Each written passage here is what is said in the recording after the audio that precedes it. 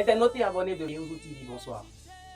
Je suis très heureux de vous retrouver aujourd'hui dans ce nouveau numéro de votre émission. Aujourd'hui, nous sommes en compagnie de la chanteuse de musique gospel qui a représenté le Bénin à la 3e saison de The Voice. Il s'agit de Karina Sen.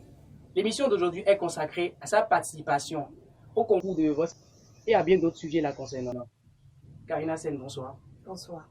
Merci de nous recevoir aujourd'hui. C'est moi qui vous remercie pour l'invitation. Ok, merci. Sinon, Karina Sen à l'état civil, c'est qui? Moi, c'est Zinsou Bodé, Senami Karine Angèle, alias Karina Sen. Karina Sen, l'histoire entre vous et la musique, ça a débuté quand? C'est une vieille histoire. Officiellement, 12 ans, quand j'ai intégré ma première chorale. Sinon, l'histoire remonte à bien avant. Quels sont les obstacles qui ont jalonné ton parcours d'artiste jusqu'à ce jour? Il y a plusieurs facteurs. Il y a les hommes, le manque d'opportunités. Il y a plusieurs facteurs qui ont été des obstacles à ma carrière artistique. Mais en toute chose, je rends grâce à Dieu. Parce que toutes ces choses ont contribué à faire de moi la personne forte que je suis aujourd'hui. Les rideaux sont tombés sur la 3e saison de The Voice où tu as valablement représenté le Bénin. Et que dis-tu de la polémique concernant ta participation à The Voice en tant que chanteuse de la musique gospel? Par rapport à cette polémique, je ne pense pas pouvoir me prononcer là-dessus maintenant. Okay. J'aurai l'occasion de me prononcer en temps, en heure, sur mes pages officielles. D'accord. Et sinon, de ton retour de The Voice, tu as eu la chance d'être reçu par le ministre de la Culture. Alors, quelle est la substance de cette audience? Eh bien, nous avons eu l'opportunité d'être reçus par le ministre de la Culture et tout son staff, tout le bureau. Déjà pour les félicitations et pour l'encouragement. Et à l'avenir, le ministère de la Culture promet nous accompagner dans nos œuvres futures à l'échelle internationale. Donc c'est une très grande nouvelle pour nous et je suis infiniment reconnaissante. À part le gouvernement, as-tu la chance d'être auditionné ou d'être invité par une personnalité quelconque du pays qui a souhaité vous féliciter pour l'élan observé au cours de cette compétition? Oui, déjà, le groupe Empire qui nous a accompagnés déjà jusqu'à Abidjan, nous a également reçus déjà depuis l'aéroport et tout ça. Et il y a également le concert du samedi dernier qui avait été organisé par le membre du gouvernement, bien sûr. Et également le groupe MTN et plein d'autres structures qui se sont mis ensemble avec le groupe Empire pour nous recevoir et pour nous gratifier de nombreux cadeaux d'encouragement et de motivation. Voilà. Karina Sen, dis-moi, qu'est-ce que tu retiens de cette saison de Voice Africa en tant qu'expérience? Déjà, pour moi, c'était une première parce que c'est vrai, j'ai participé à plein de compétitions qui n'avaient pas forcément l'étoffe internationale et de ce calibre professionnel. Alors pour moi, c'était vraiment une première d'apprendre énormément sur les aléas du direct. C'était déjà pas évident. En général, on fait des mises en boîte. Mais avec le direct, avec la scénique, avec plein de choses, les musiciens, comment ça se passe dans les coulisses, les préparations, c'était vraiment inédit. Et aussi une grande première, c'est de rencontrer des artistes internationaux émérites que nous regardons tout le temps à la télévision. Parfois, quand nous regardons à travers l'écran, nous voyons des personnes de loin, peut-être assez sophistiquées. Mais quand nous nous rapprochons d'eux et nous essayons de les connaître, nous rencontrons des personnes avec des cœurs en or. Et vraiment, j'apprécie énormément d'avoir eu cette expérience. Vous avez eu la chance d'être coaché par Lokwa Kamza. Qu'est-ce que vous retenez de son coaching? Je retiens que c'est déjà la musique, quand on l'a fait, c'est une œuvre de l'esprit. Et j'ai compris beaucoup de choses avec Papa Lokwa Kamza, comme je l'appelle si affectueusement, parce que c'est un père pour moi.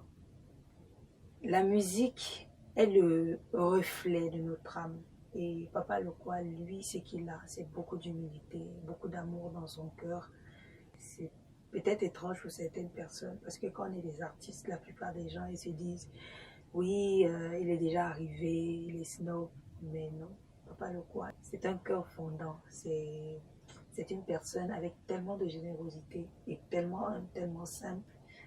Et voilà, je suis juste reconnaissante à Dieu d'avoir pu rencontrer de pareilles personnes ainsi que tous les autres coachs parce que c'est vrai, j'étais dans l'équipe de Lokwa Kanza, mais j'avais également accès à d'autres coachs, c'est ça les privilèges.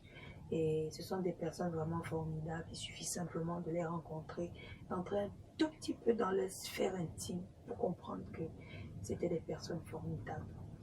S'il te donnait l'occasion de faire une collaboration avec lui, tu vas accepter? Bien sûr, pourquoi pas. Dans la mesure où nous sommes en train de parler d'art, déjà, et je pense que c'est déjà les œuvres de l'esprit. Dieu a créé la musique est belle, le diable n'a rien créé. Et tout dépend en fait du message qu'on laisse transparaître dans ce qu'on fait. Et je pense que ce serait une très belle opportunité de pouvoir produire une œuvre de l'esprit avec ces grandes dames. Un petit mot à l'endroit du public béninois qui n'a pas managé ses efforts pour te soutenir. Si j'avais quelque chose de plus grand à offrir à ce peuple, je le ferais. Mais pour l'instant, ce que je veux dire, c'est un grand merci, infiniment merci à tout ce peuple-là béninois, que ce soit au Bénin, que ce soit dans la diaspora. Infiniment merci. Et pas que les Béninois, et tout le monde en fait. Parce que la cause a tellement été grande au départ. Quand j'allais peut-être pour ma propre cause. Mais je me suis rendu compte que au fur et à mesure j'évoluais, je prenais des à côté, des personnes qui étaient derrière moi. L'enjeu devenait de plus en plus grand. Vous m'avez accompagné tout au long de ce parcours et j'ai juste envie de dire infiniment merci. Que le Seigneur vous bénisse. Ok, Karina Sen, à part la musique, quel est ton autre univers? Karina Sen fait de la musique à 100%. D'accord. Ok, sinon, tu as des conseils à l'endroit de la génération montante? Génération montante par rapport à la musique? Oui, par rapport à la musique. D'accord. Génération montante par rapport à la musique. Croyez en ce que vous faites. C'est très important, la passion. Si vous êtes passionné, Dieu a mis un dépôt en chaque être humain. Le dépôt qu'il a mis dans ma vie, peut-être il a mis beaucoup d'autres que je suis encore en train d'explorer. Puisqu'on a envie, il y a des choses qu'on explore au fur et à mesure. Mais jusqu'ici, ce que j'ai découvert que le Seigneur a mis en moi, c'est ce potentiel-là de pouvoir rendre à travers la musique mes émotions, ce qu'il m'a donné de plus profond. Et je pense que tout être humain a cette potentialité-là de pouvoir donner ce que le Seigneur a mis en lui. Donc si j'ai un truc, si j'ai quelque chose à dire à la génération montante, c'est croyez en ce que vous faites, ne vous découragez pas, travaillez dur, équipez-vous avec les armes qu'il faut pour pouvoir arriver à bien. Persévérance, prière, passion, persévérance. C'est très important. Karina, dis-moi, quels sont tes projets à l'avenir dans le domaine de la musique? Bien sûr, quand on parle de musique, projet à l'avenir, on voit projet, single, album et tout ça. Je me vois mal en train d'avoir un autre projet en dehors de ça, en dehors de ce canevas. Mais à côté de ça, il y a plein d'autres projets pour l'instant qui sont en train d'être développés. Mais dans l'immédiat, ce serait forcément des projets non seulement artistiques et musicaux, mais spirituels également, qui toucheront la vie de beaucoup de personnes pour transformer. Pendant cette compétition de The Voice, nous avons remarqué, nous avons pu, et moi y compris, réaliser que le monde a besoin de Christ, le monde a besoin d'entendre la parole de Dieu. Et si nous n'infiltrons pas les systèmes d'influence pour pouvoir toucher le monde entier, nous n'y arriverons pas. Alors, je pense que l'heure est vraiment indiquée pour pouvoir sortir des projets qui marquent l'esprit, qui touchent l'esprit, qui changent les vies. Donc, forcément, nous parlerons des projets spirituels qui transforment les vies. Donc, en t'entendant parler, c'est que cet esprit est déjà ici actuellement? Oui, il est là. D'accord. Il est là, avant même que nous ayons commencé l'été. Ok, compris. Alors, sans plus tarder, nous sommes à la fin. Oh, dommage. Donc, as-tu un petit mot de fin à l'endroit des internautes qui te suivent? Merci infiniment. Et ma prière serait que la même ferveur que nous avons eu pendant The Voice puisse continuer après The Voice. Parce que vous avez été une force pour moi et un tremplin extraordinaire pour moi, pour me pousser de l'avant.